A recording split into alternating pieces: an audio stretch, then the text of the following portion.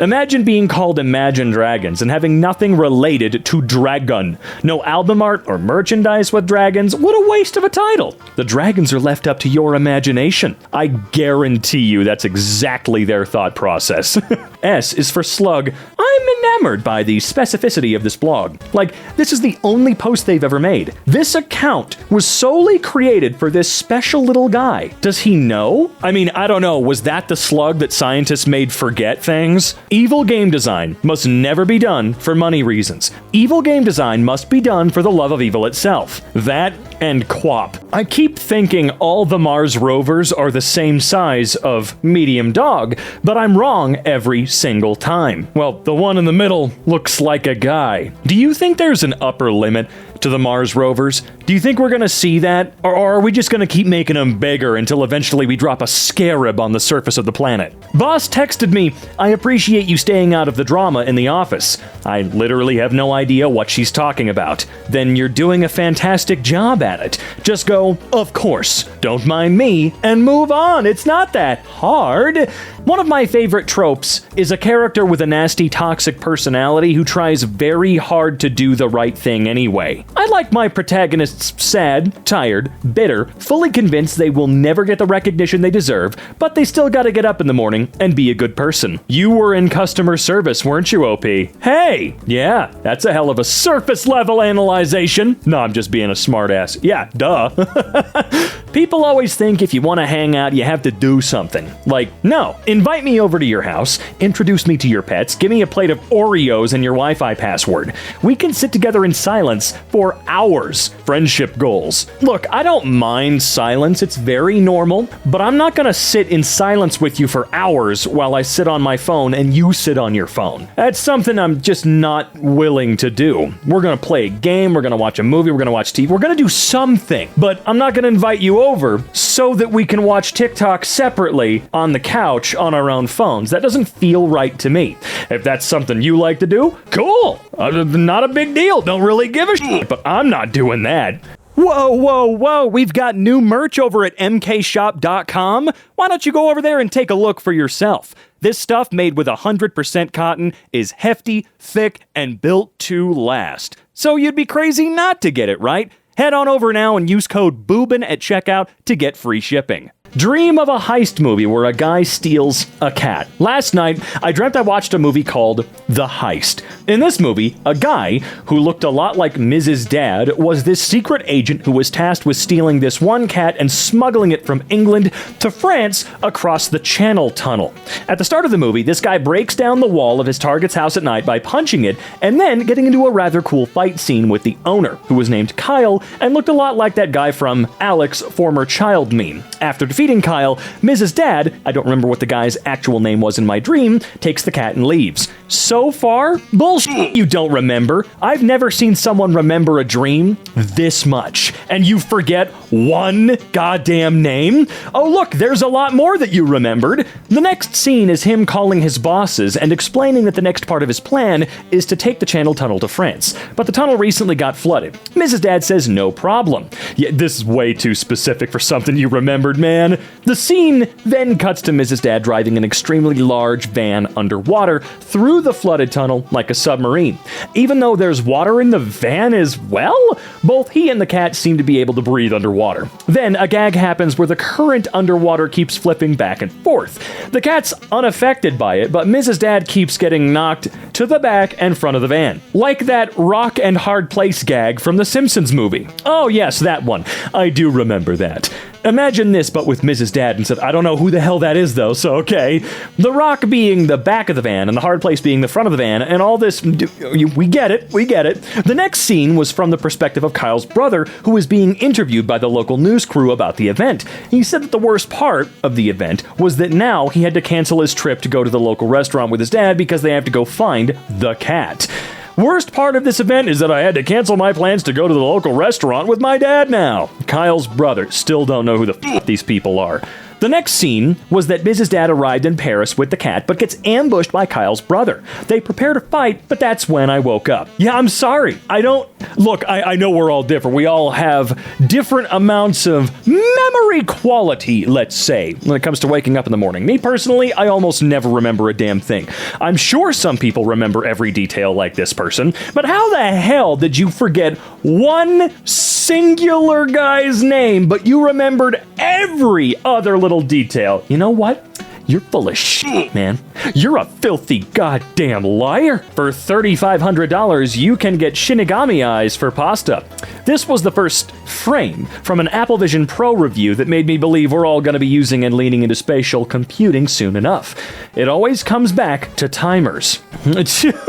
Oh, let's reinvent the kitchen timer, but worse, and connect it to Wi-Fi, idiot. Actually, during an Apple event, didn't they make fun of the fact that you can now, set timers in a certain way or something? Or timers on iPad? I don't even know. But they made fun of it at some point. This is even worse, because I just realized that you'd literally be wearing a $3,500 VR headset while you're cooking. This shit would be stupid if it cost $35. Look, I totally agree that it is far, far, far too expensive. Whether or not it's overpriced, because that's a different type of argument entirely, depending on the type of hardware that's in there. Expensive? Absolutely. Overpriced? I have no idea personally. I'm not going to be buying and using one. The only VR, AR, anything that I am even remotely interested in is the big screen beyond. That's it. Anything outside of that, I don't really give a rat's ass about. But if it was $35, no, it's not stupid. You just don't fucking like it. Briefly forgot Death Note was a thing, and was wondering why I'd need to spend $3,500 to know if my pasta was transphobic. What? Shakespeare walks into a gay bar. Exit pursued by a bear. This is it. This is peak humor. All right, I get it. Lion King 2019 explaining the importance of photorealistic CGI to Cats 2019. Both were really goddamn bad. I'm sorry. Cats was bad in a hilarious are you kidding me way. Lion King was bad in a actually almost the same way. Almost. Not identical, but it was pretty stupid in comparison. Like when you watch the original and then watch the new one, seriously think about which one was more valuable as a whole. I need you guys to know that the dude on Tumblr who made None Pizza Left Beef went on to create Young Sheldon. All right? Thanks for showing the original tweet name. Let's see. None Pizza with Left Beef is an internet meme created by Stephen Malaro based on a troll pizza order he made in 2007. It's been described as a corporate yet hilarious monstrosity, a perfect troll and a monument to humanity's achievement and hubris. Young Sheldon was created by Stephen Malaro. Not entirely sure what to do with this information. Me neither. Me neither. Now, I have been tricked by people having the exact same name as another person before. Is this, in fact, the same Stephen Malaro? You might be thinking, another Stephen Malaro? Are you stupid? Yeah, very recently I was watching a Young Indiana Jones episode and was tricked by being told at the beginning of the episode that Keith David was going to be showing up. No, not that Keith David, some other Keith David I've never seen or heard of before. So don't give me that shit, alright? Is it indeed the same guy? Not that I would follow in disbelief, but anyway, None Comedy with Left Sheldon. Plan B is a personal robotic bee designed to mimic how bees pollinate flowers and crops. Instead of saving the environment and helping actual bees, let's spend billions on robots that do what bees do for free. Don't you just love capitalism? Black Mirror predicted this. We're all gonna die. My God, but I get mad when someone flippantly dismisses important scientific progress because you can make it sound dumb by framing it the right way. For a start, of course a lot of science sounds dumb. Science is all in the slogging through the mutiny, the failures, the tedious process of filling in the blank spaces on the map because it ain't glamorous. But if someone doesn't do it, no one gets to know for sure what's there. Someone's got to spend their career measuring fly genitalia under a microscope. Frankly, I'm grateful to the person who is tackling that tedium, because if they didn't, I might have to, and I don't wanna. But let's talk about why we should care about this particular science and spend money on it. And I'll even answer without glancing at the article. Off the top of my head, advances in robotics, advances in miniature robotics, advances in flight technology, Advances in simulating and understanding the mechanics and programming of small intelligences. Ability to grow crops in places uninhabitable by insects, space, cold, hot, places where honeybees are non-native and detrimental to the ecosystem.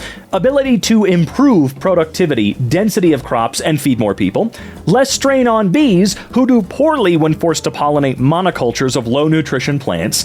Ability to run tightly controlled experiments on pollination, on the effects of bees, on plant physiology, on ecosystem dynamics, etc. Fuck robot bees, my friend. Ha ha ha! Think how confused these flowers must be. Also, worth keeping in mind, people love framing science in condescending and silly-sounding terms as an excuse to cut funding to vital programs. Especially if it's also associated with something inappropriate like sex or lady parts. This is why research for a lot of women's issues, LGBTQ+ issues, minorities issues, vulnerable groups in general's issues, so on and so forth, tends to lag so far behind the times. That's why some groups are pushing so hard to cut funding for climate change research these days.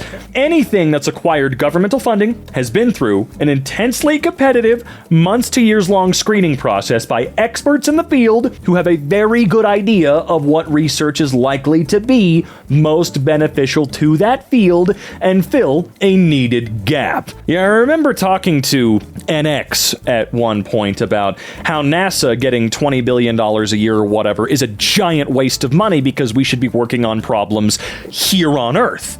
Oh my good lord, what is this? Trust me, the paperwork haunts my nightmares. So we had a joke in my lab. Nice work, college boy. It was the phrase for any project that you could spend years and years working on and end up with results that could be summed up on a single pretty slide with an apparently obvious graph. The phrase was taken from something a grower said at a talk my advisor gave as a graduate student. So you proved that plants grow better when they're watered? Nice work, college boy. But the thing is, there's always more details than that. And a lot of times, it's important that somebody questions our assumptions. A lab mate of mine doing very similar research demonstrated that our assumptions about the effect of water stress on plant fitness had been wrong for years, because nobody had thought to separate out the different ways a plant can be water stressed, continuously, in bursts, etc. And it turns out these ways have drastically different effects with drastically different measures required for response to keep them from losing lots of money and resources in agriculture. Nice work, college boy. Point the second. Surprise! Anna Haldewang is an industrial design student. She developed this in her product design class, and as far as I can tell, she has had no particular funding at all for this project, much less billions of dollars. Grats, Anna, you rock! P.S. On a lighter note, summarizing research to make it sound stupid is both easy and fun. Check out @lolmythesis, I highly recommend. I'd also like to chime in that a chunk of my family are apple farmers, and one thing I learned visiting them is that you can't always let bees pollinate. With certain apple varieties, people have to go out with little paintbrushes to pollinate them by hand, because if they cross-pollinate with the wrong variety, the apples won't come out the same. Bee bots could potentially be a huge time saver at that task, because depending on how the algorithms work, you could just tell them, don't go into the gala or gala, I don't know, field next door, and let them do the job more efficiently than you, without having to worry about getting weird mutant apples. Can I mention that reverse engineering crap from nature, and in the process learning how it works, is also a way we've developed technologies that have far wider application too? You don't have to ask, you could just mention it. You didn't need the question mark, you could just say, I would like to mention. You don't gotta do that. I know it's Tumblr, you don't have to worry. Also, have we not learned from sociology that water is wet studies are actually hugely important as both proof against water deniers and getting clear on what water and wetness are? Oh man, don't even get me started on is water wet. The last argument I heard, because I really don't care, I'm not smart, so I don't really care, I don't really look into it very much, is that water is not wet, water makes things wet. Adams claimed that the title came from a 1971 incident while he was hitchhiking around Europe as a young man with a copy of The Hitchhiker's Guide to Europe book. While lying drunk in a field near Innsbruck with a copy of the book and looking up at the stars, he thought it would be a good idea for someone to write a Hitchhiker's Guide to the Galaxy as well. However, he just like me for real. Adams developed problems keeping to writing deadlines that got worse as he published novels. Adams was never a prolific writer and usually had to be forced by others to do any writing. This included being locked in a hotel suite with his editor for 3 weeks to ensure that So Long and Thanks for All the Fish was completed. Damn, we are the same. Instead of Till Death Do Us Part, how about For As Long As This Feels Healthy, Safe, and Meaningful for Both of Us? Crazy that in the 1800s, platonic friends used to write letters to each other like, "How I long to feel your warmth by my side and kiss your darling cheeks." And now everybody wants to talk to the person they're going to marry like they're doing a parent-teacher conference. This is so real. Sorry, therapy ruined some people. A lot of bad takes in the notes, but personally, I don't think that talking like the original tweeter does sound more sincere. I just think that people have gotten more adept at using legalese in a social context to cover all their bases so they can say, well, I didn't say anything that wasn't true.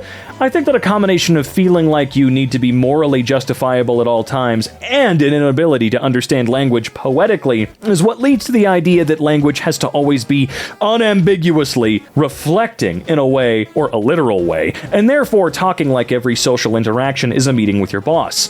If there's such a thing as political correctness that has had negative consequences, this is probably one of the biggest ones. This is my favorite thing ever. Question 8 of 8. What are your pronouns? Answers, please choose one. She, her. Neo-pronouns. Example, he, him. Yesterday. A boat wrote this. Peer-reviewed and accepted. Okay? I love going viral on Tumblr.com. It's like if you stood in a field and said some of the stupidest shit a human being is capable of, and then, like 50,000 crows attacked you. Don't do this to me. My brother in Christ, you made the post.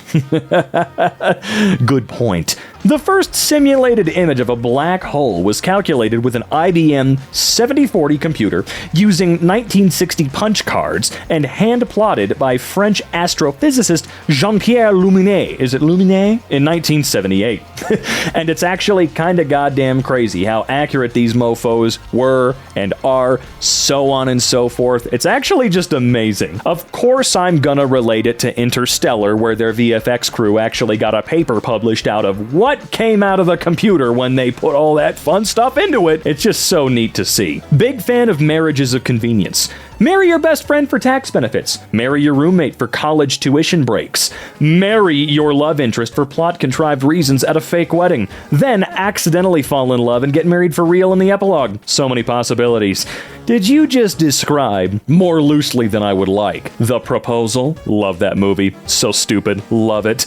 Hashtag get married to further the joke. Hashtag your commitment is not to each other, but rather to the bit. It could be both. It could be both. Come on. If Marx was real, what would his Tumblr URL be? If Marx was real? Ah, yes. The eternal game of Kirby fan or deluded communist. I think that one of the most terrifying things that could happen in a dystopian setting, at least in newer ones, is to go through all the efforts in raising a resistance against the government, only for it to deploy the nuclear bombs on you and your rebel friends. I mean, it is a dystopia after all. You think no one else ever tried to rise up against the system? What made you think that the man in charge wouldn't have a problem blowing its own population? I mean, yeah. The way people on Reddit talk about being an introvert is like the reverse of people on TikTok talking about being autistic. The Redditors actually have an issue and don't know it. TikTok. You listen to music and think thoughts in silence occasionally? And enjoy shows? You're autistic! Reddit. I venture out of my house once every 3 months in order to top up my emergency food stash. My only friend is my cat. I have not seen the faces of anyone but Rick and Morty for the last decade. Look how silly and introverted I am. Oh, god damn it.